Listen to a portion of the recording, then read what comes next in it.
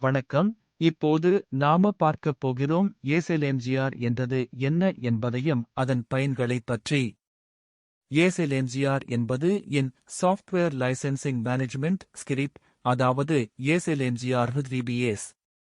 இது Windows activation மற்றும் licence தகவல்களை நிர்வகிக்க பயன்படுகிறது. முதலில் ஒரு கட்டளை ஏசெல்எம்ஜிஆர் XPR.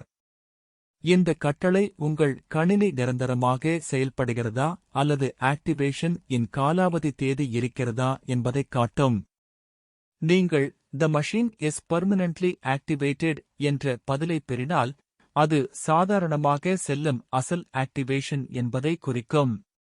ஆனால் அது ஒரு தேதி காட்டினால், அது தற்காலிக ஆக்டிவேஷன் அல்லது சாணக்கியமான கருவியால் செய்யப்பட்டதாக இருக்கலாம். இரண்டாவது கட்டளை ஏசெல்எம்ஜிஆர் DELETE. இது டெக்ஸ்ட் அடிப்படையில் லைசன்ஸின் முக்கிய குறிப்புகளைக் காட்டும்.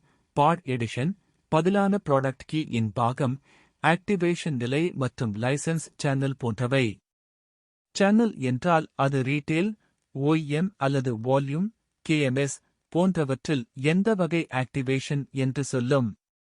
வீட்டுத் தளங்களில் வால்யூம் KMS காணப்பட்டால் அது சந்தேகத்திற்கு உட்பட்டது. மேல் சொன்ன கட்டளைகள் அனைத்தையும் நீங்கள் அட்மினிஸ்ட்ரேட்டர் உரிமைகளுடன் உள்ள கமாண்ட் ப்ராம்ப்ட் அல்லது இல் இயக்க வேண்டும். கட்டளைகளை மாற்றவுமா, புதிய நிறுவவும், KMS சர்வரை சோதிக்கவும் தான் இவை பயன்படும். குறிப்பு: சந்தேகமுள்ள ஆக்டிவேஷன் கண்டால், அகமக்கள் ஆக்டிவேஷன் கருவிகளை ஓதாமல் அசல் கீ வாங்கி ரீஆக்டிவேட் செய்யவும் அல்லது உங்கள் தொடர்பு கொள்ளவும்.